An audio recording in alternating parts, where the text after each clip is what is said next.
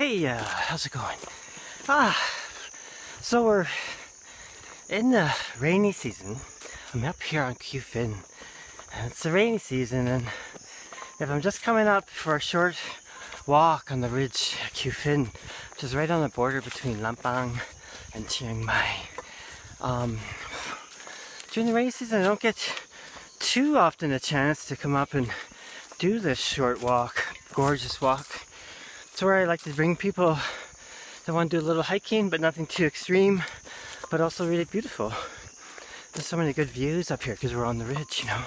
But today I was at Kendall this morning, just doing a solo practice.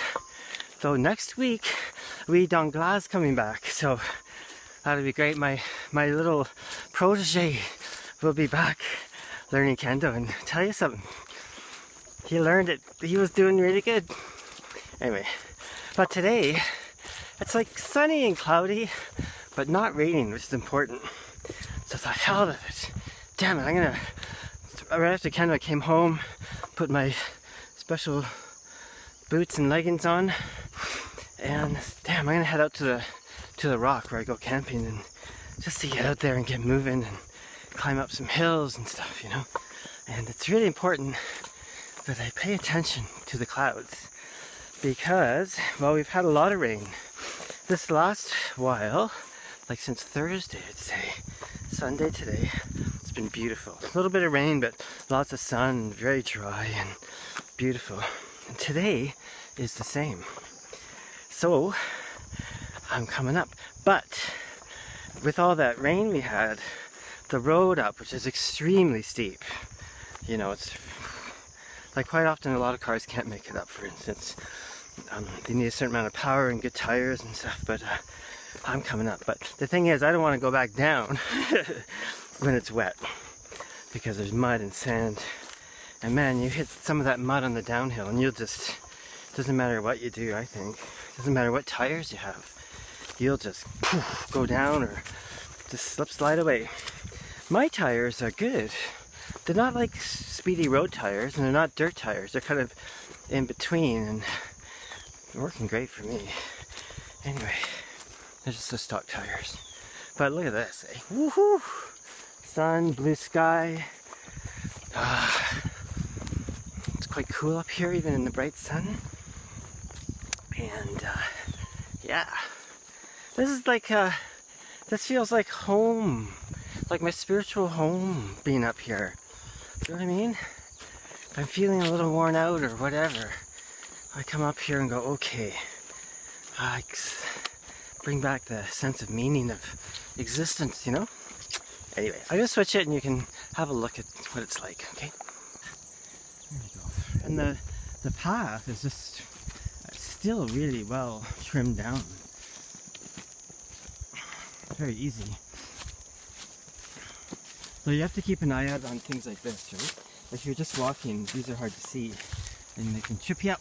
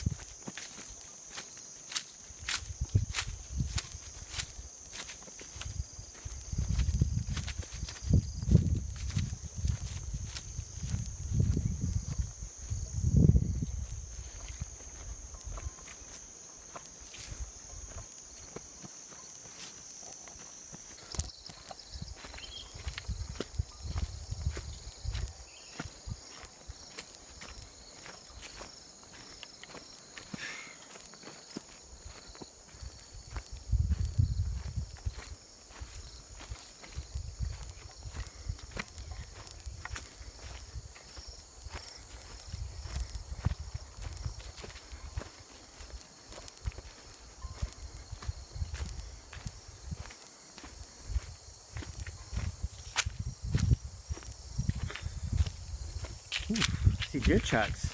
Cool. Oof. Don't see that very often. Oh no, maybe they're cow tracks actually. Yeah, I think they're cow tracks. Never mind. They were small, and then I saw some bigger ones. Probably baby and mama or whatever. Okay.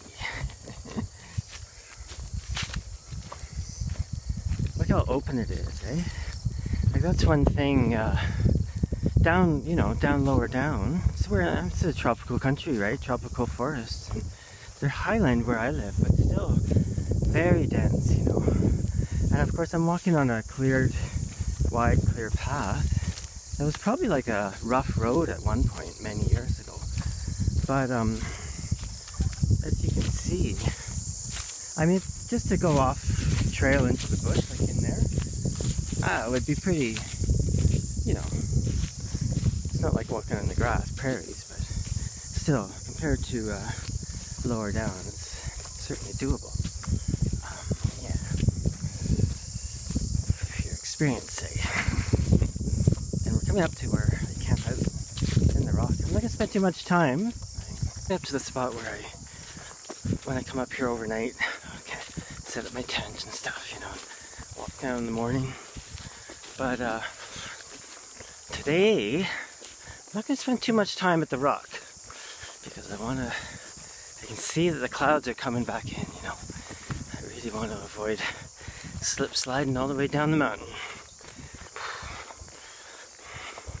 But I have on my bike, I got engine guards, like, so this is where I set up my tent under these pine trees. Beauty, eh? Yeah. And, yeah, I have a frame sliders and I have a lower engine guard too. Not for high-speed crashes, because the high speed I ever go is 90, and even then that's a rarity. It's for the slow speed slipping down the mountain falls that I got them for. Yeah, I haven't really had a big fall on it yet. Touch wood. Touching wood. Okay, here we go. Woohoo!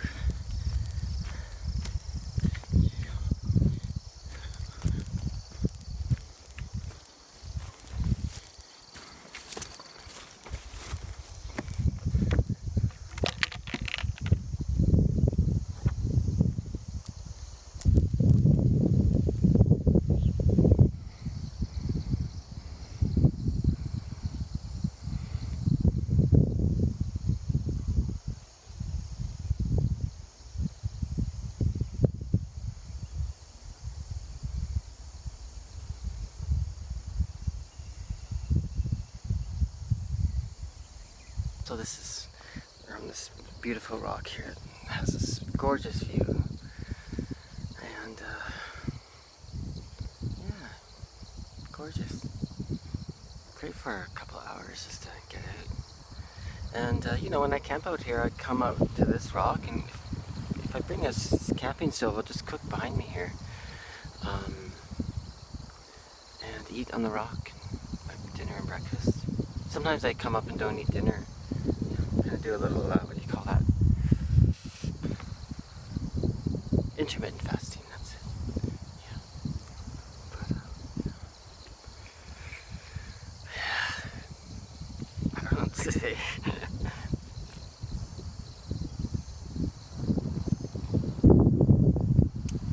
I guess sort of like when, you know, things feel pretty rough in the world sometimes, you know. I'm not the only one thinking that one, but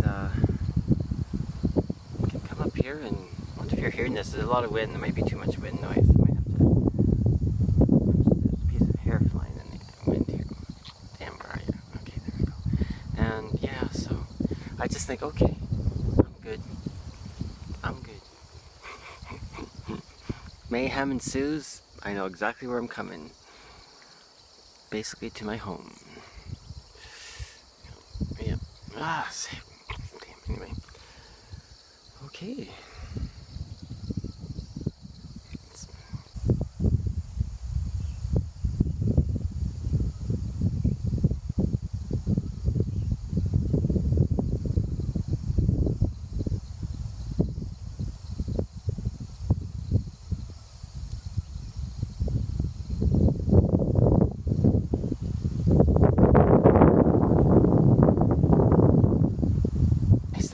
Has a cool edge to it. It's a bit of a rarity in Thailand. Just a slightly cool edge to it. I love it. Anyway, that's enough. 5 minutes. I'm getting out of here. I see some dark clouds. Okay, so I look forward to the next time I'm up here. I'll see you on the next water walk or whatever.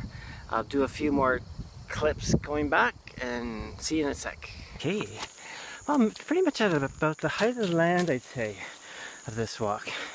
My camp spot's a little lower, still pretty up high, but I'd say we're probably in the 1,600, 1,650 meter mark. Cufin's around 15. I live around 1,000. Oh, this is nice. These mountains appearing on the way back.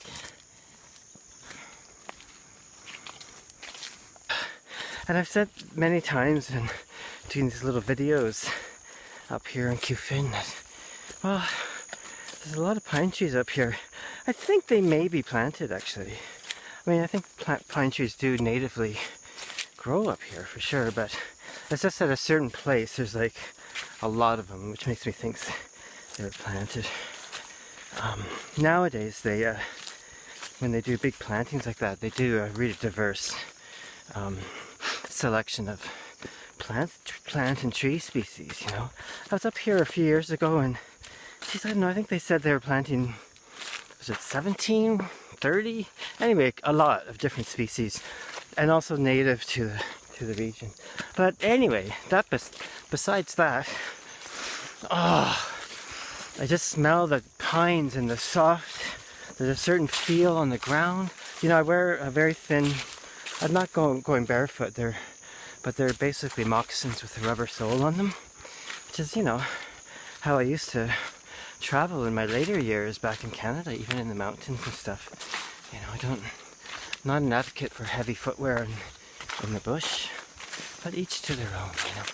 Anyway, so smelling these pines, I'm just like, oh, you know, I love being here, but it's a flash of memory through the sense of smell of back home, back in Alberta, in the Rockies, back in northern Ontario, especially the Killarney area. Which I wonder, you know, I may not ever find myself on that land again in Killarney, but whew. And my brother used to say, oh, that's your spiritual home, and he was right, you know. But you know, the thing is that,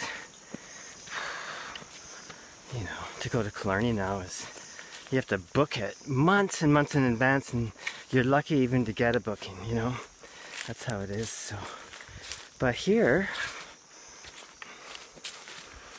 I'm just in it, you know. I'm not saying the park systems, anyway, it's complicated, the whole park system, but, you know, I'm not saying it's not a good thing. But, well, I guess a lot of people just started to want to go up camping, which is, I guess, good. You know, I don't know, it's a complex thing, right? I feel like I want to talk about equipment now. So part of the reason that as I got older, like when I was young in my teens, like my first solo, it was a short trip, mind you, but it was the beginning of a lot of solo wilderness travel when I was 16. And, you know, back then I was so enamored and in love with mountaineering equipment, you know, mountaineering tents. And this is a long time ago. This would be the, geez, I don't know. I guess early 70s.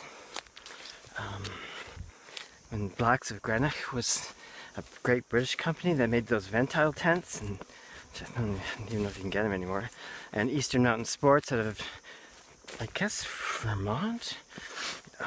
Anyway, I used to just pore over the catalogs and dream of them, and I loved the heavy mountaineering boots, you know, and the heavier the better.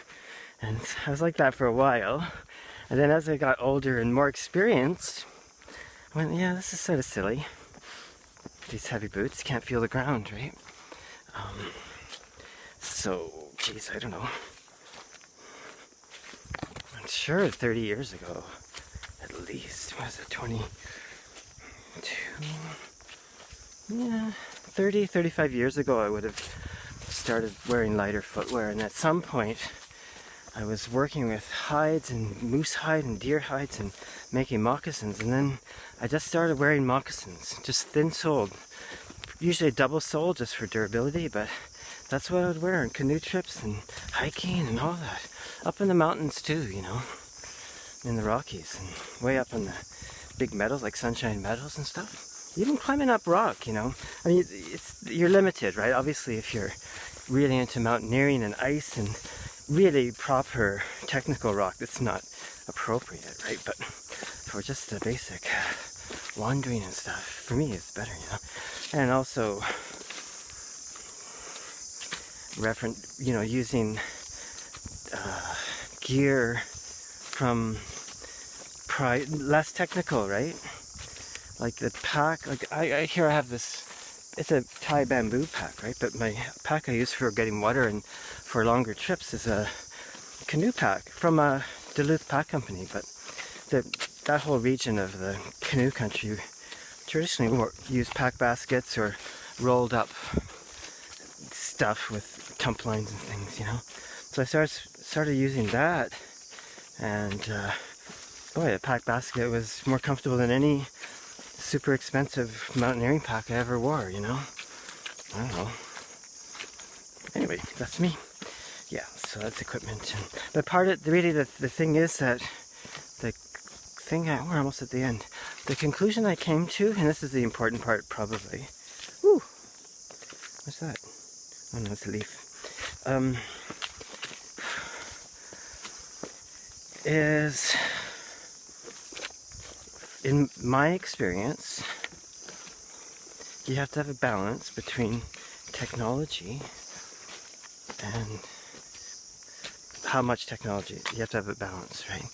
So the more technology, the more intensity in technology, the less connected with the nature you're traveling through is, right?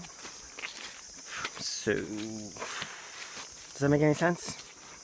Anyway, so okay, so GPSs are great. I use them. A lot of times I use my iPhone and map out routes, right? But I try not to use the GPS. You can't really use the GPS here very well anyway.